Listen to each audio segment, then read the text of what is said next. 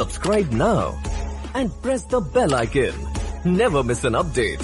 इसके ऊपर अगर एक रफ किस्म का एस्टिमेट देखना चाहते हैं तो मैं समझता हूं कि तकरीबन %.5 जीडीपी का आप समझ लीजिए कि तकरीबन सालाना %.5 जीडीपी का जो है वो मगर फारूक साहब अब %.5 जीडीपी का मगर हम देख रहे हैं कि फिर भी बर वक्त फैसले नहीं किए जा रहे और कहीं ना कहीं मिसमैनेजमेंट तो है ही अपनी जगह, मगर कहीं ना कहीं ये भी दिखता है वी सीम टू बी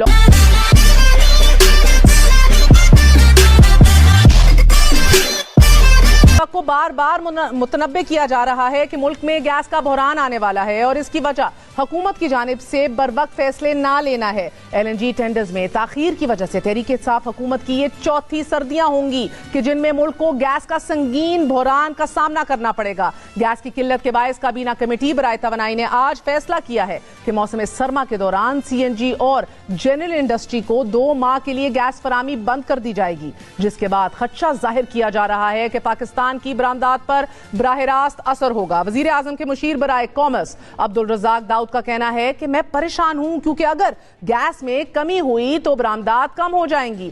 इसी तरह अगर गैस सीएनजी इंडस्ट्रीज को ना मिली तो सीएनजी ट्रांसपोर्ट बंद या फिर किरायों में भी इजाफा होगा और इसका असर अशियाए खुर्दोनोश पर भी होगा। गुज़िश्ता 3 सालों के दौरान डॉलर की कदर में इजाफे, गैस और पेट्रोल बहरान के नतीजे में लिविंग कॉस्ट यानी कि रहन सहन के अखराजात में 35% इजाफा हुआ है। यानी अगर कोई एक शख्स रहन सहन पर 3 साल कबल 10,000 रुपए खर्च करता था तो अब इसे 13,500 रुपए खर्च करना पड़ रहे हैं। खाने पीने की अशिया की कीमतों में 48%, सेहत और ट्रांसपोर्ट के अखराजात में 32%, जबकि फ्रेश फ्रूट 2 गुना, चिकन 118% और कुकिंग ऑयल तकरीबन 90% महंगा हो गया है। और ये अदाद-ओ-शुमार, ये स्टेटिस्टिक्स अदारे शुमारियात से लिए गए हैं। नाज़रीन, माहिरीन मईशत खदशा जाहिर कर रहे हैं कि अभी तो IMF मुआहिदा नहीं तय पाया और इसकी वजह अभी तक पाकिस्तान ने वो शराइत या फिर मुतालबात पूरे नहीं किए कि जो मुआहिदे से कबल जरूरी हैं।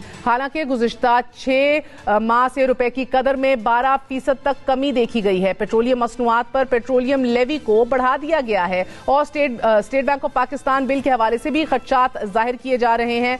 नाज़रीन, लेकिन अभी तक मुआहिदे के चांसेस जो है वो ब्लीक नजर आ रहे हैं। गो के शौकत तरीन साहब वजीर खजाना कह रहे हैं it is a done deal, but it is actually not done till it is done.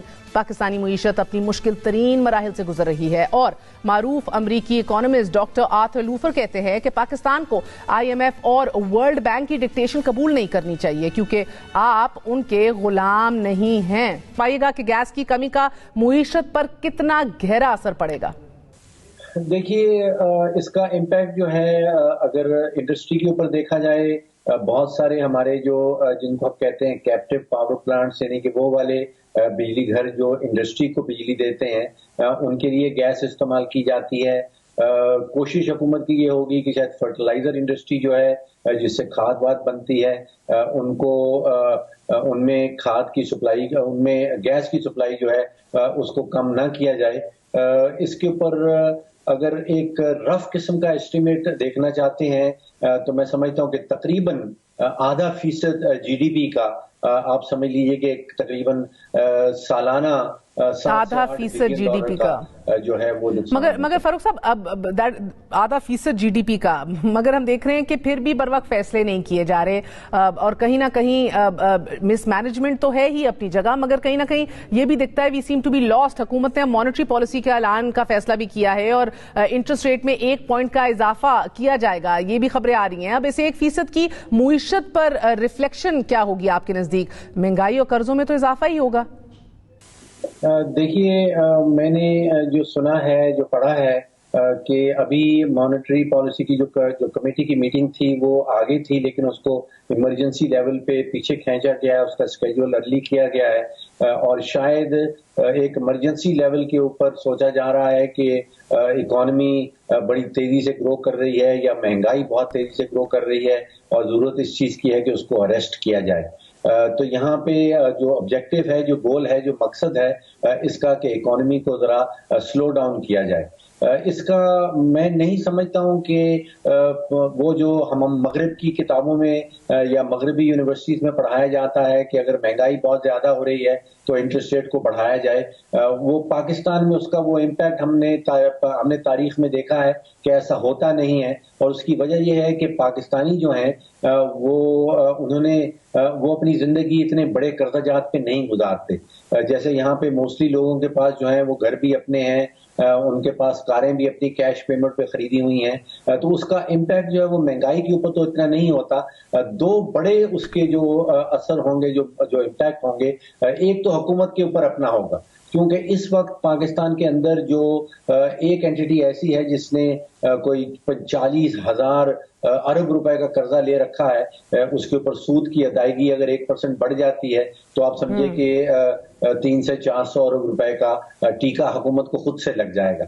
दूसरा इम्पैक्ट होगा पाकिस्तान की इंडस्ट्री के ऊपर, जो अभी ग्रोथ की तरफ चलना शुरू हो रही थी, उसको मैं समझता हूं कि एक टीका लग जाएगा 1% का। अगर आप समझ लीजिए कि 4 से 5 हजार अरब रुपए के कर्जाजात के ऊपर वो टीका हम गिन लें तो 30 से 40 अरब रुपए का एक टीका जो है वो पाकिस्तान की इंडस्ट्री को लग जाएगा।